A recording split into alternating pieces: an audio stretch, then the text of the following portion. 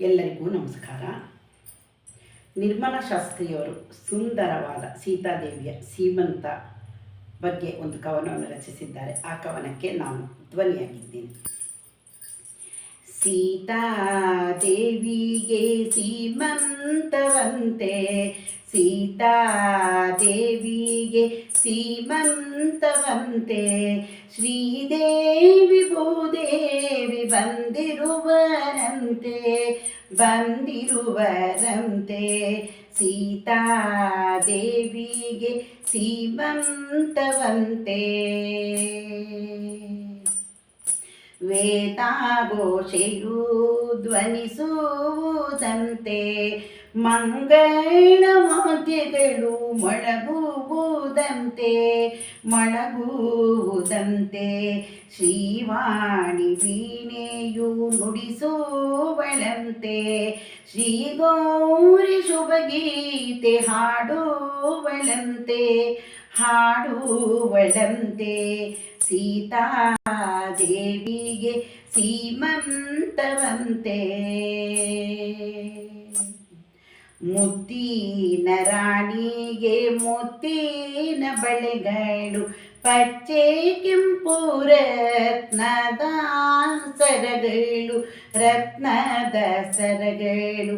ಮುತ್ತೈದೆಯರೆಲ್ಲ ಆರತಿ ಮಾಡಲು, ಮುಕ್ಕೋಟಿ ದೇವರು ಶುಭ ಕೋರಲು, ಶುಭ ಕೋರಲು.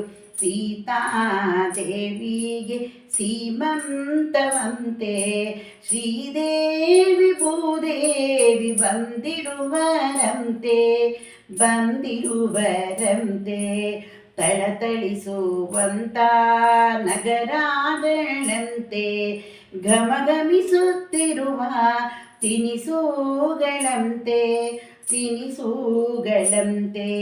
ಮಲ್ಲಿಗೆ ಸಂಪಿಗೆ ಪರಿಮಾಣ ಸೂಸುತ್ತ, ಸ್ವರ್ಗ ವಿತರಣಿಗೆ ಇಳಿದಿದೆಯಂತೆ, ಇಳಿದಿದೆಯಂತೆ.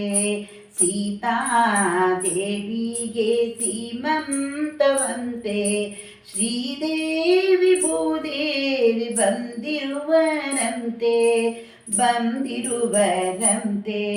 ನಿರ್ಮಲ ಮನಸ್ಸಿನ ನೀರಾಜ ಸೀತೆ, ತುಂಬು ಗರ್ಭಿಣಿ ಸುಂದರ ಮೂರ್ತಿ, ಸುಂದರ ಮೂರ್ತಿ.